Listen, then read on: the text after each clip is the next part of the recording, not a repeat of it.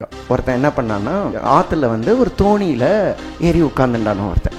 அது வாட்டுக்கும் ஆறு போகும்போது அப்படியே போச்சு. நல்ல சின்ன போட்டு, ஓகேவா, ரீச்.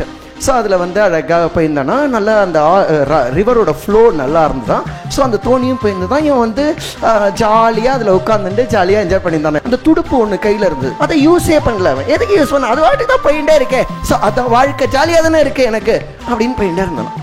அவன் ஒரு முயற்சியே வாழ்க்கையில் எதுவுமே எடுக்கலையே. எல்லாம் வாழ்க்கை தான், என்ன டெஸ்டினி, எல்லாம் எழுதினது தானே வாழ்க்கையில் அப்படின்னு சொல்லி போயிட்டே இருந்தான். திடீர்னு ஒரு சவுண்ட், ரொம்ப அதிகமாக தண்ணி கொட்டுறா மாதிரி அவனுக்கு சவுண்டு கேட்டுதான்.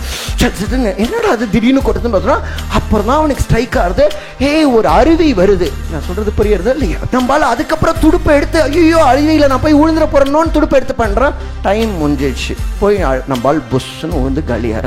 இதுதான் வாழ்க்கையும். உனக்கு இந்த 18லேருந்து 25 வயசு வரைக்கும் ஸ்மூத்தாக போகிற டைமில் நீயே துடுப்பு எடுத்து உன் டைரக்ஷனை நீ பார்க்குறியா, இல்லை ஜாலியாக போகிறது, +2 முடிச்சிட்டோம், பிகாம் ஜாலியாக போகிறது, அப்படியே போனோம் வந்தோம் ஜாலி ஜாலி. ஒரு ஸ்டேஜில் வாழ்க்கை 36 வருஷம் கழிச்சு, தட் இஸ் நீ 36, 37 இருக்கும்போது, life will give a psychological slap, the pain of which will be too much to bad. அதனால தான் வாழ்க்கையை நம்மளும் எடுத்து கொஞ்சம் ஓட்டணும்.